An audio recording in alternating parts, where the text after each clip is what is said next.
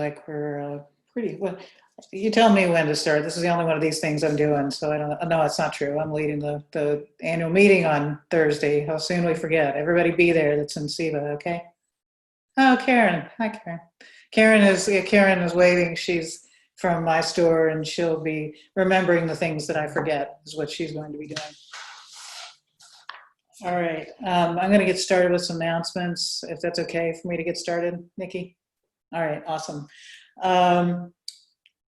So I already introduced the wonderful and talented my events coordinator, Karen Cummings. She's wherever she is on your screen. She's smiling. She's smiling from New York because she's actually going to getting her master's in publishing at NYU, and she's job searching there. So I'm going to lose her. So if you're a publisher and you're looking for somebody to come work for you, you would be making a really smart hire. And that is my plug for Karen. My loss can be your gain. So I'm going to start with that because she's amazing. And I don't know what I'm going to do when she's gone, but we'll figure it out. We've got a wonderful new person who's just started. Okay, so please, we'd like to thank our conference sponsors, HarperCollins, Hachette, Simon & Schuster, Sourcebooks, Blackstone, and Scholastic, Penguin Random House. We want to make sure that you all follow the code of conduct, which was presented to you before you got here. And please attend the rest of the day's events. I just spent some time in the exhibit hall. I spent time entering all the contests there. So if you don't enter, I'm going to win everything. I'm just letting you know. I learned some things. I learned some things about the new books, which I didn't know were out there. So I do want to bring that up. And please join me at happy hour because I'm going to be needing it after this. I just want to tell you a little bit about this program. If you, first of all, is that poll working? I want to see who I'm talking to here. Can we launch the poll and see if anybody is currently doing online events? And if the poll doesn't work, just, say something in the chat. We got the poll working yet? Worked for you? I can't see it, so somebody's got to tell me what the answers to the poll are. If everybody's receiving the poll. And then there might be a second question, and if you are doing online events already, what platform are you using? And if somebody could tabulate those events and let me know what they are. I'm used to just asking Karen to fix that for me, but I don't believe you're able to do that. So I have to get somebody from SIVA to do that. A lot of this program, the first half is going to be about Crowdcast. The second half is going to be about Hopin. If you're already using Crowdcast, some of this is going to be kind of 101 for you, and I apologize, but we do need to get through that for the folks who are doing no online programming yet or using different platforms. The Hopin thing, I'm going to tell you, there's going to be a temptation for you want to write everything down that you see on the screen because I am going to use slides. A copy of all of these slides is going to be sent to you at the end of this event. And everything I reference is going to be on a website with links. Don't try to write stuff down. Just listen and ask questions if you have them. Stop me if you want. This is your event for you to learn. But please don't try and write everything down because I've got everything for you. I took care of all that for you. And if we're up to it, I don't need to answer this poll because I know the answer to the question. If you're up to it, I'd like to handle part of the question and answer at the end with Karen in an actual Hopin event. So I will give you a link to a live Hopin that we've set up. That's a copy of our Independent Bookstore Day and the password, and you can come meet us over there at the main stage where we'll answer some questions and then take you into session rooms and show you what an actual Hopin live looks like. This Hopin will be open for a couple of days, so I'll be happy to meet you in there to take you on a quick tour if you want to make an appointment with me. I'm going to give you my email in just a moment and my cell phone number, and I hope you use it. but we'll take you on a quick tour of that if you want to go, and right after the event is, or right toward the end of the event is not convenient for you, because it's easier to see these things than it is for me to tell you about them. A static slide is not going to give you the experience of what it's like to be in there. So let's get started. And I'm going to be drinking lots of liquids during this, so forgive me for stopping a lot. Okay, and I did the wrong thing. I'm supposed to be sharing screen. Let me try this again. Okay. Can y'all see that okay? Awesome, seeing some thumbs up there. I can't see the chat now, so I'm going to take a break here and there I don't think I can see the chat now. I don't think I'm going to be able to see the chat, so hold your questions, I guess. Unless somebody can find a way to transmit them to me. So this is me, this is my contact info. Again, I'm going to mail that to you at the end of this. I'm also going to send you an email with all of this, so everybody who attends is going to get to see that. And suddenly my slideshow is not working. Okay, this is, I'm Kelly Justice. I'm from Fountain Bookstore in Richmond, Virginia, but we consider Fountain Bookstore to be worldwide, and not in a creepy Jeff way, but we can be your hometown bookstore no matter where you are. COVID has done some pretty awful things, but one of the things that it has done that's been good is we've gotten fans from all over the world that now follow our programming and consider us to be their local bookstore, and I think that's pretty special. This is about the number of events we do in any given month. It's about normal. We never really slowed down for COVID. We just figured out a new way.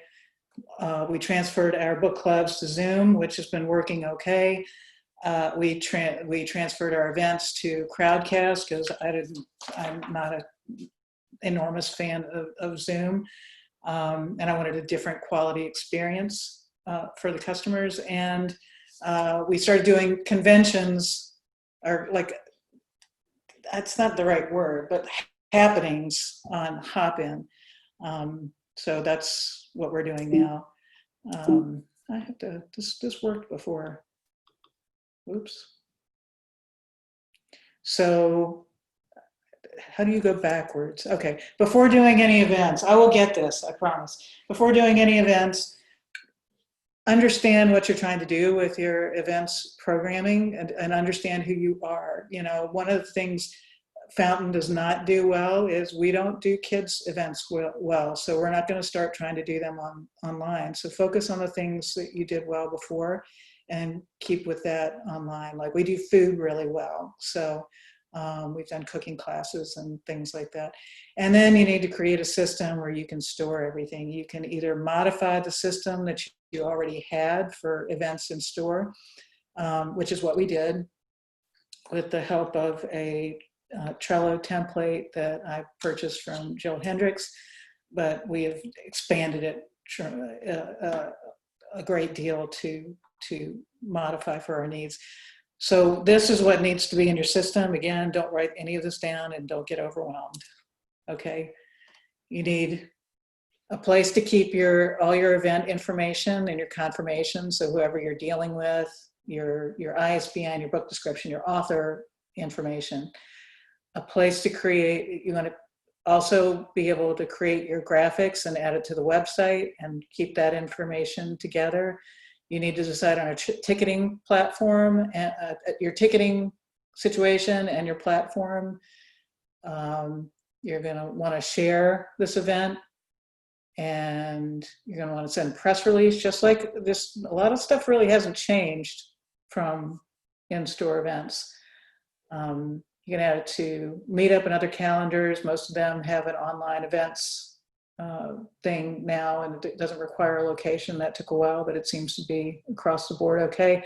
You're going to schedule some social media or just wing it, and none of this is new. This is what you used to do back before everything happened. So just remember, you already know how to do this. You know how to host an event. Okay, so we're going to talk about Crowdcast first. And this is what a crowdcast looks like if you're behind the scenes or an attend. This is what it looks like if you're an attendee most of the time, and a big screen and on a smartphone. And by the way, one of the things I missed when we first started doing events was, wow, we can't take any pictures. Well, duh, you got a screenshot thing. So all these are screenshots. We ran events for a month before we realized we could take pictures of these wonderful things and use them in our social media. So take a screenshot. And if you don't know how to do that, just look it up on the internet because it's there. This is what my view looks like of a crowdcast. Now don't panic. See, there's my little screenshot down in the lower right-hand side. That's me taking a picture of this event. This is Renee Adia and the lovely and talented Saba Tahir. And you'll notice that I'm not in this picture because you have the ability to make yourself invisible if you just want two of your guests to talk to each other.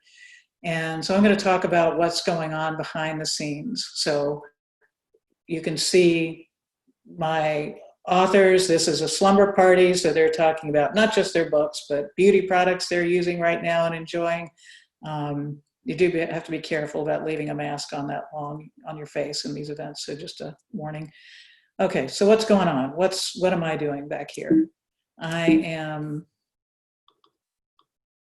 am going backwards. This is my notes. I keep them open on the side.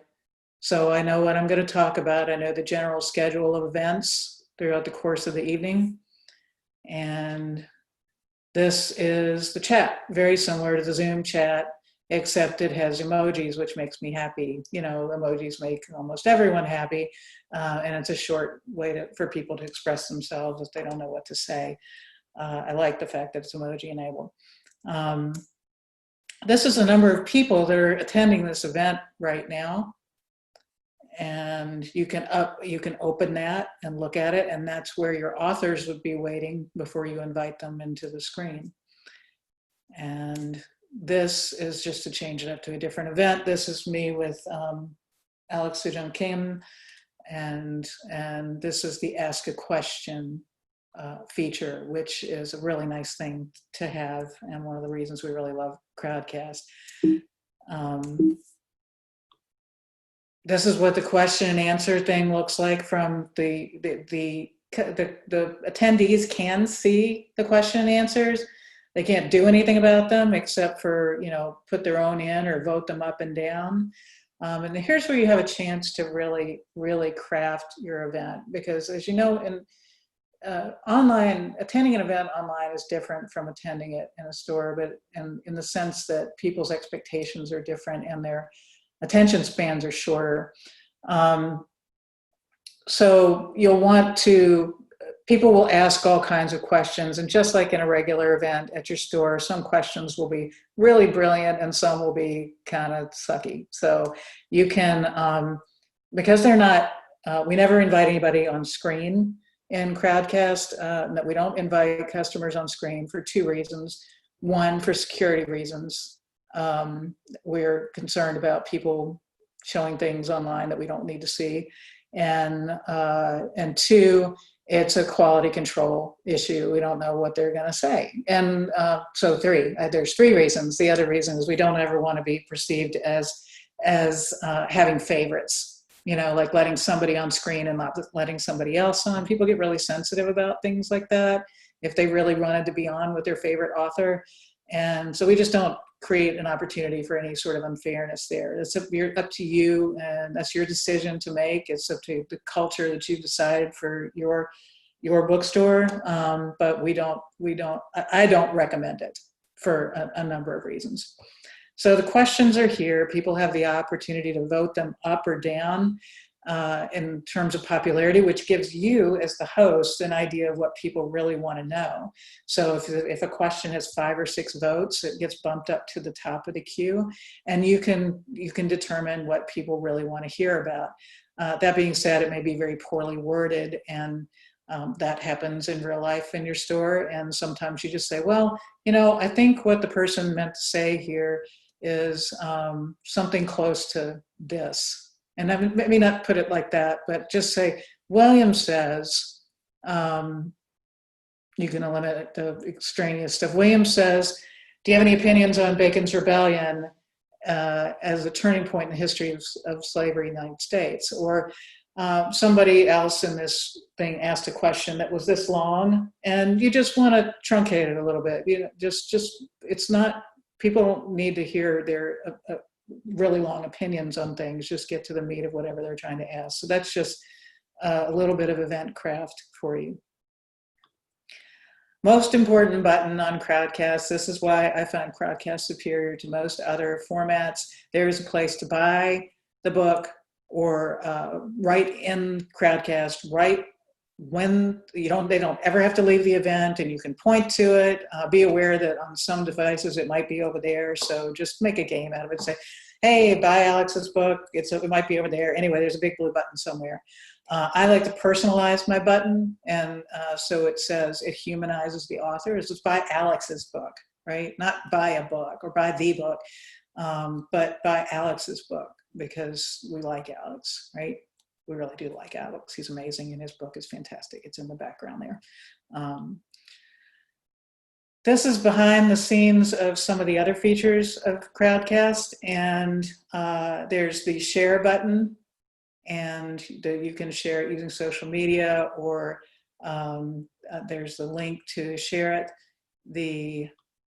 At the end of the event, in the options tab, there's a thing that says email the attendees. After every event, I send a very, very short email, very short, which is a further call to action that says, hey, remember, you can buy the book from us. You know, here's our Eventbrite that you can follow us for future events.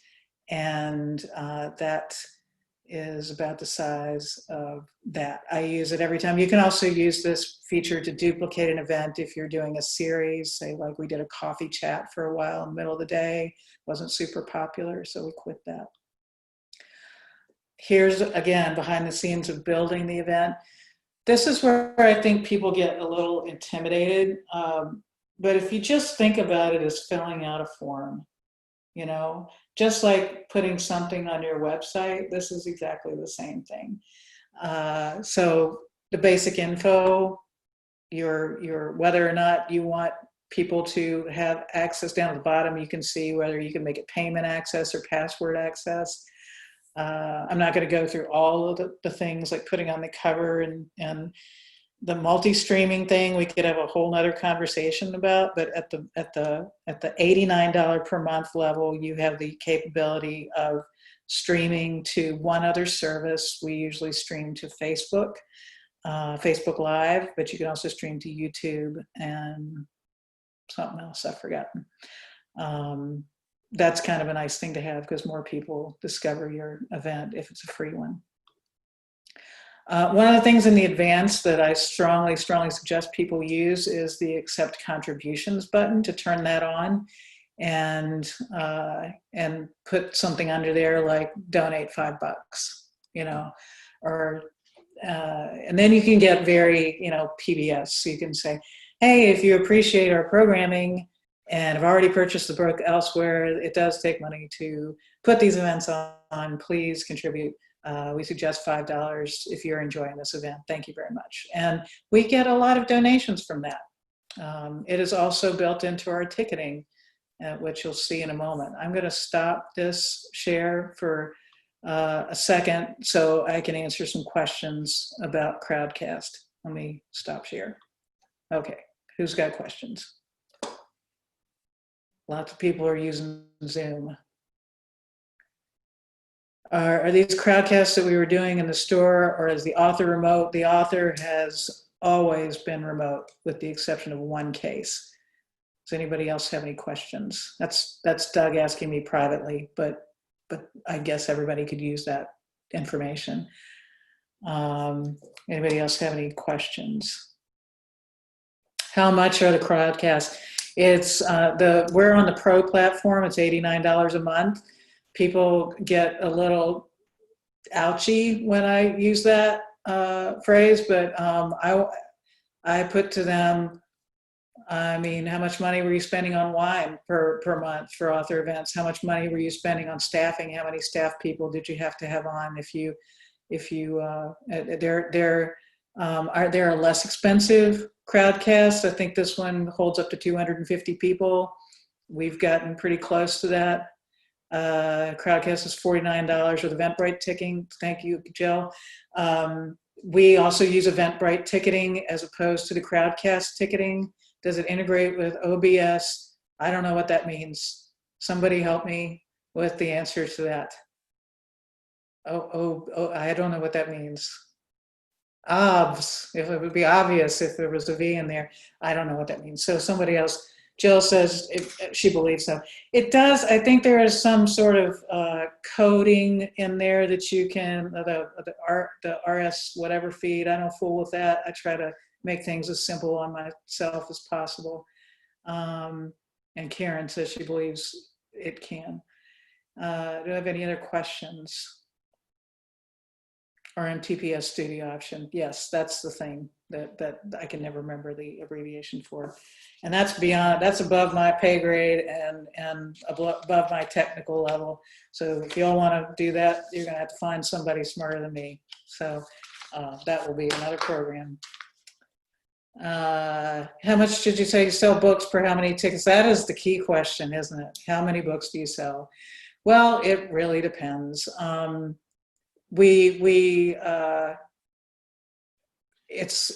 Initially we sold a lot. One of the reasons why I'm going to talk about Hopin is because it's selling a little bit more, at least the way we're using it.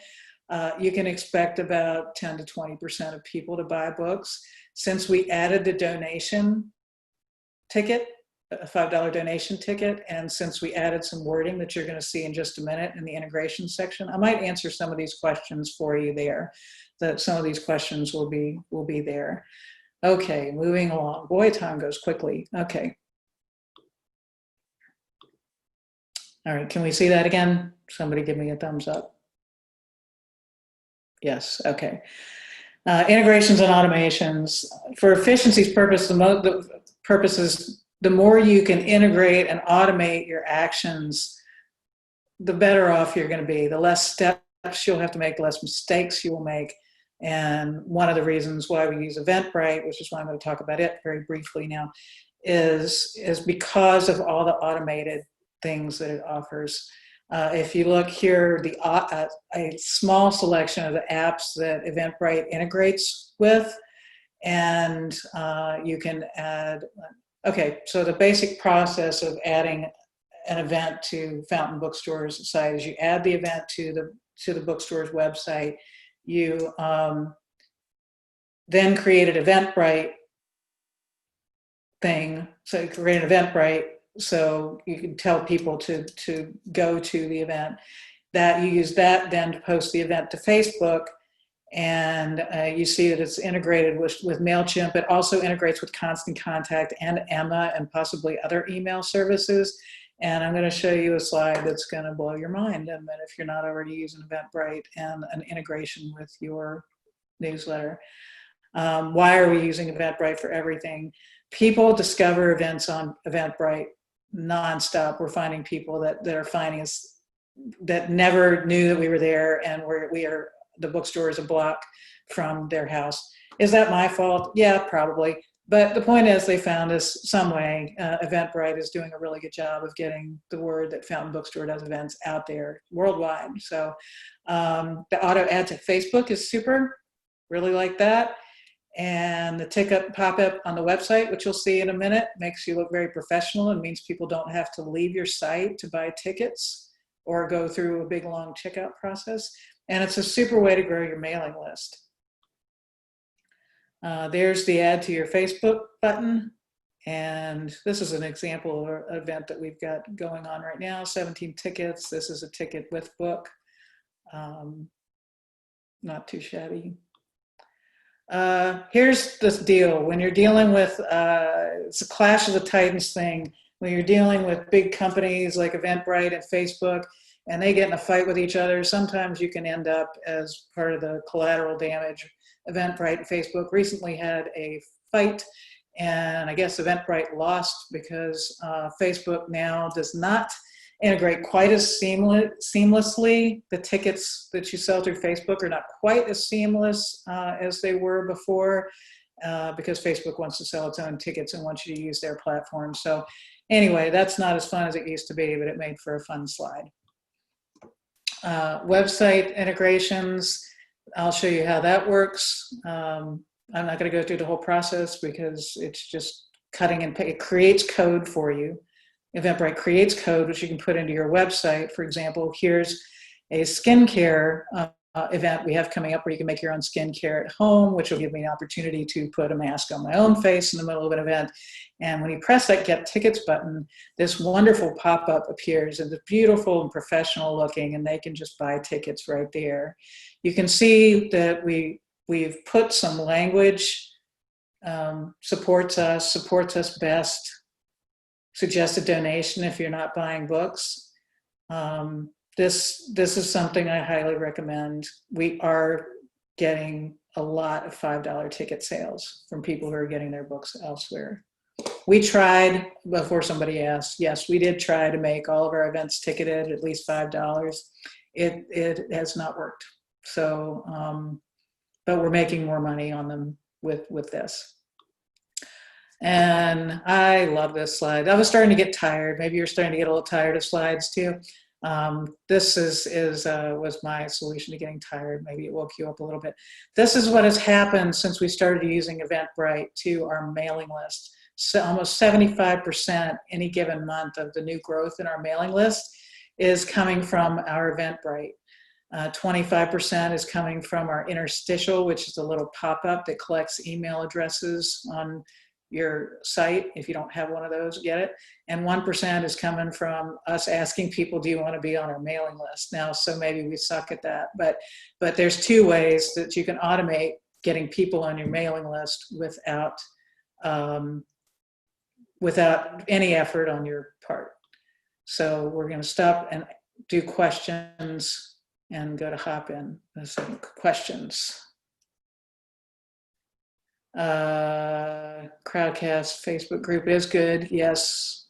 They're really pretty good about answering questions too. They're if you send them a question in their messaging within the site, they're pretty good about getting back to you within 24 hours. Now, if you're in the middle of the event, you're kind of tough luck. You know, you just got to figure it out. We do recommend that you have all of your authors or guests do a test on Crowdcast.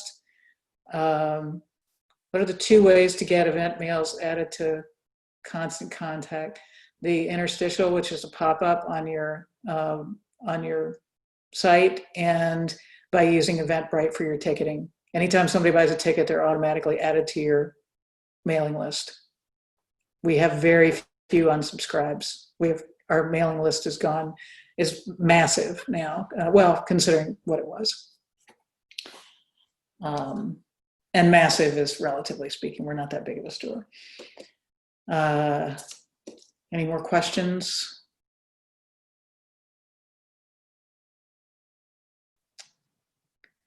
How is that email added to? I don't know how that's added. It's some magic thing. I don't know how that magic thing's added. It's magic.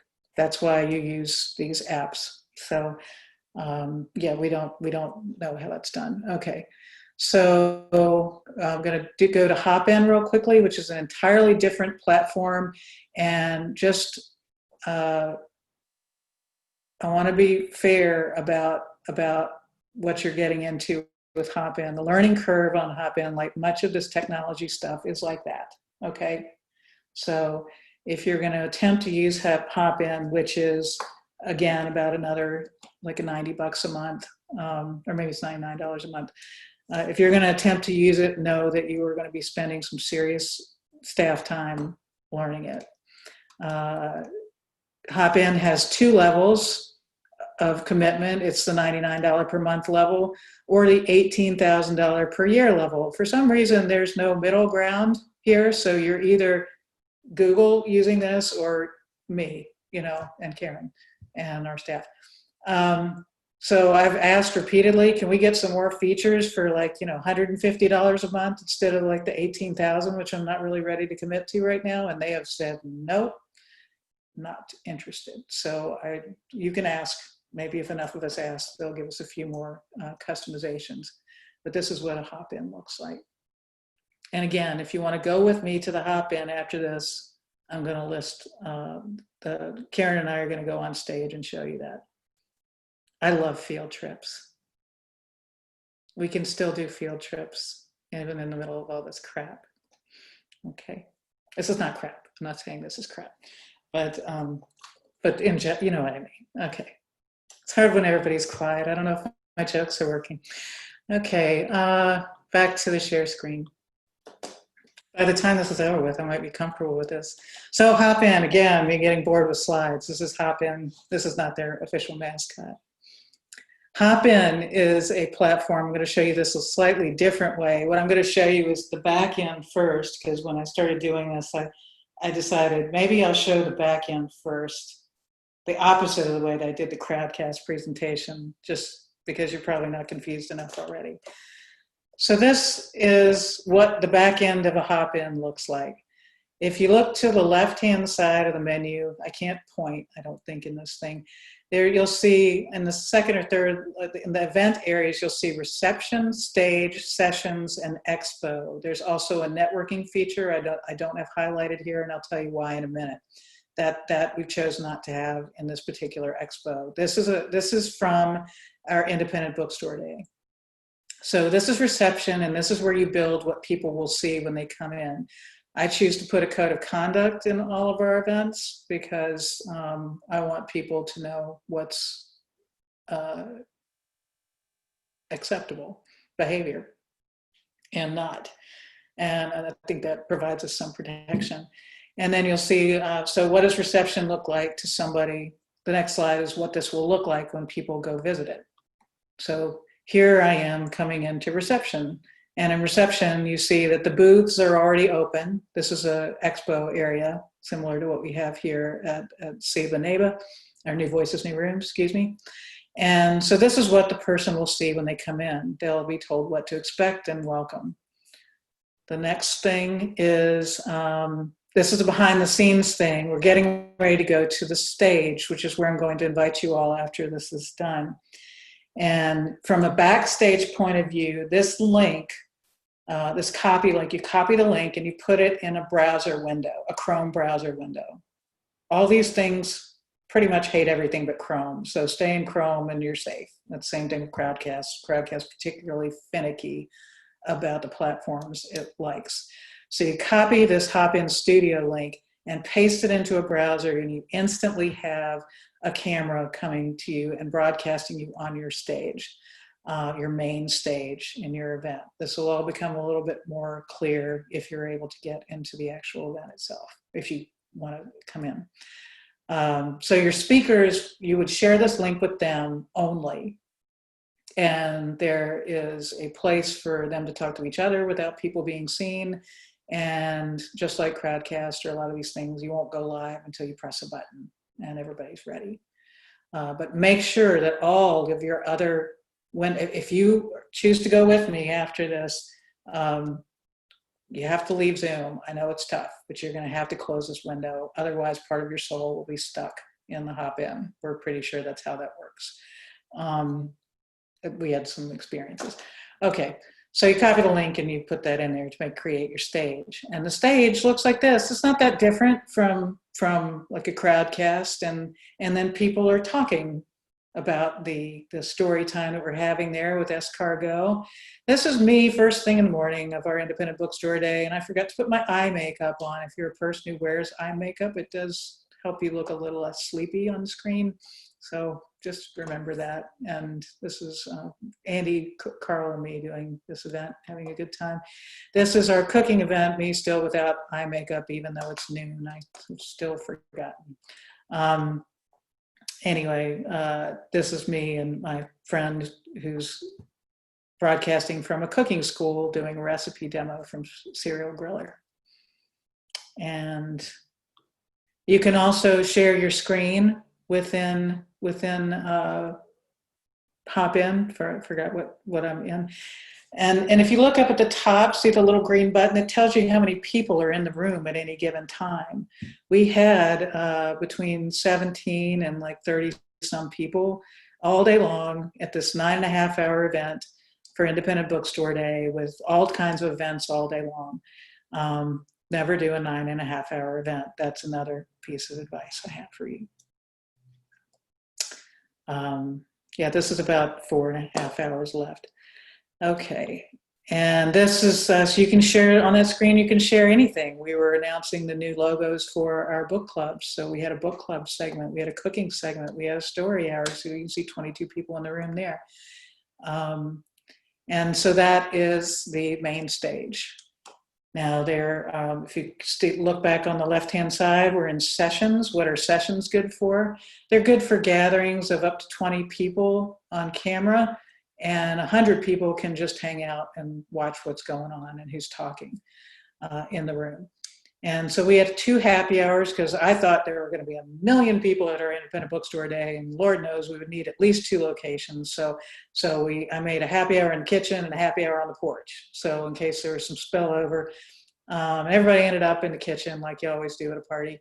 And then the other rooms were for talking about, there's a discussion topic. You put people in a room. The customers loved this. They adored being able to talk to each other about a given subject within the event after they had all sort of got to know each other in the chat. Let's see. So that's sessions. This is what the sessions look like when people go in and they're ready to pick them. And you can press on any one of those. And then you end up in a room like this. We just did this morning, Karen and I did. But picture it with a lot more people. This is our Zoom on Bookstore Romance Day. This picture makes me angry because it's just, for reasons that are perfectly acceptable, people are choosing not to be on camera. I'm not on camera half the time, because I don't want to be, right? But Zoom creates this weird thing where you see a space and a placeholder, and it's a unpleasant. Even if you use speaker view, if your attendee even knows what speaker view is, I don't particularly like speaker view. They get, this is distracting and ugly. I don't like it. So in a session in Hopin, the only people that are seen on the screen are the people that choose to be on camera. There's no placeholder. So the 2 arrows on the top, there's 2 out of 20 people on camera, and there's 2 people total in the room. If you had 3 or 4 people watching me and Karen talking about books who didn't want to be on screen, you would see that there were other people in the room, but you would not be able to, they would not be able to be seen unless they choose to be. And then they wouldn't create these distracting things, which I've been responsible for many times, even today. This is the final part that we're going to discuss today about Hopin. Another reason why I like it is it's a great way to be a good partner to our publisher partners and to our neighbors. This is behind the scenes of the Expo. So we have created little booths for our Expo presenters. And this is a good way to pay back a neighbor who did something nice for you, or just doing something nice for your neighbor. You'll see what it looks like in a minute. So this is behind the scenes. This is an actual inside building the booth for Secco Wine Bar. You can see you've got an image, you've got what is this booth about? And then they're all video content. They have to give you video, and I recommend 2 to 5 minutes or less. And then this is what your booths look like. So you find an appealing booth. We had wonderful participation from publishers. Some gave us co-op, some did not, but it paid for this event many times over, and it sold a lot of books. It sold a lot of books. This is the interesting thing.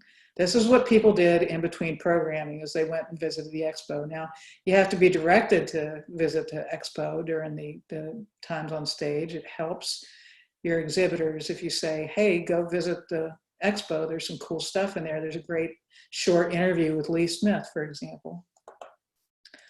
And this is what the inside of a booth looks like. There's two different booths here. On the left is the wonderful Ian Williams talking about his book Reproduction from Europa, and we offered 20% off with a coupon.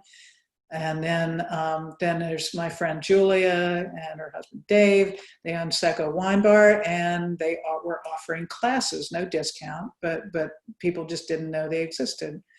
And so there's that. This is the test. I'm going to put this in a stop, and I'm going to answer some questions here. And then if you would like to join me, I'm going to go to the main stage with Karen in this hop-in. Before I do that, if you have to be somewhere, I've lost my notes. Oh, there they are. Okay. Before I do this, if you have to be somewhere, here's the links for everything. If you don't have time to go visit, I'd love to talk to you individually. Okay. There we are. Okay.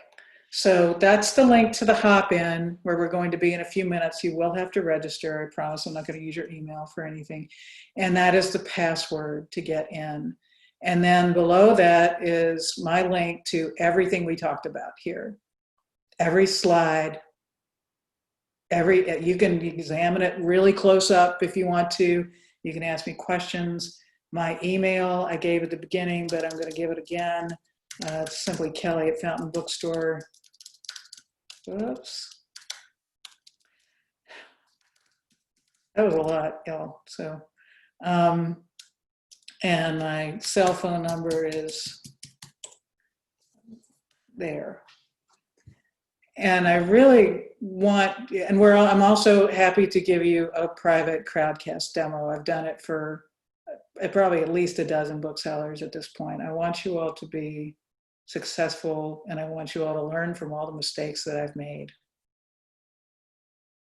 So, so I'll answer some questions here for a couple minutes, and then we're going to go to the hop-in and take a peep around.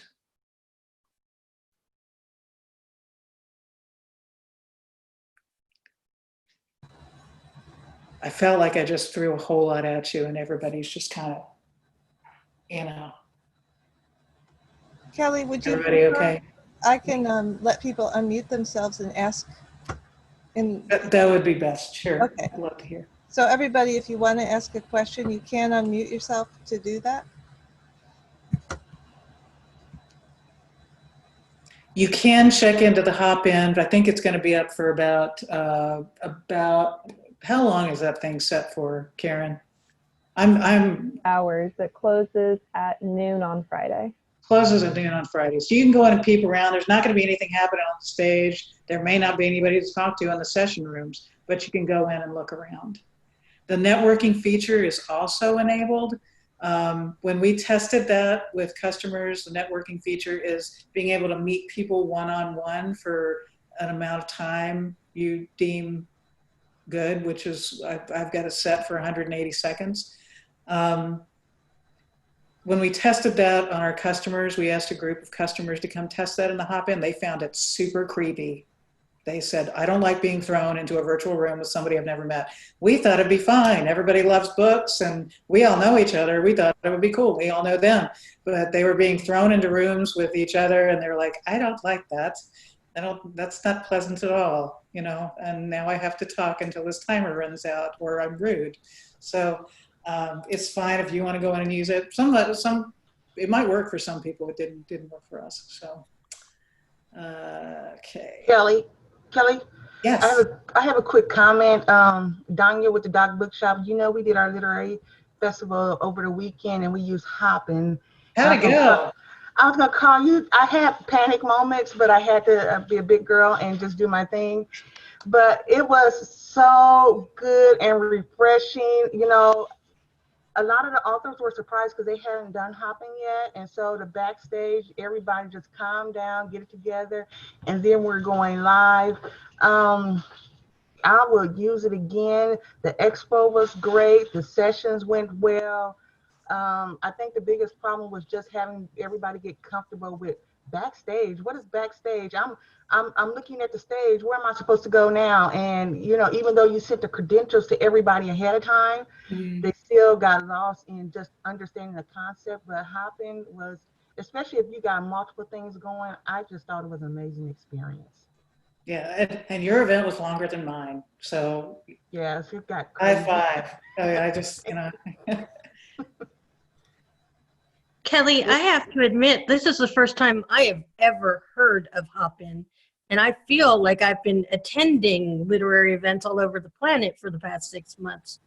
And from what you're saying, I mean, I'm completely fascinated, but it sounds like it's more than a lot of events need, that it has greater capability than a simple, here's the author talking out into the void. yeah, Is it- I would not use this for day-to-day author events because it doesn't integrate with enough things. I would only use this for like festivals. I want to do like a cozy con and a romance event, with breakouts. I want to do things like that. Yeah, I don't think it's a good idea for just every day, just simply because it doesn't integrate super well. There is a workaround to make it integrate with Eventbrite. I found a workaround. They do not like you using other ticketing software, but I found a way around it, so it's not that hard. The question is there a monthly fee, but is there a yearly commitment? There is not. It's month to month. Anybody else before we go look at this stage thing? Oh, good. Everybody wants to go on a trip. Yay. All right. So so here I'm going to post this link and the password again. And whoops, I was just going to send it just to one person who was saying very nice things to me in the private chat. So appreciate that. So there you are. There's your link. And one more time, this is your link. Now you've got to exit Zoom before you go into this thing or really bad things will happen.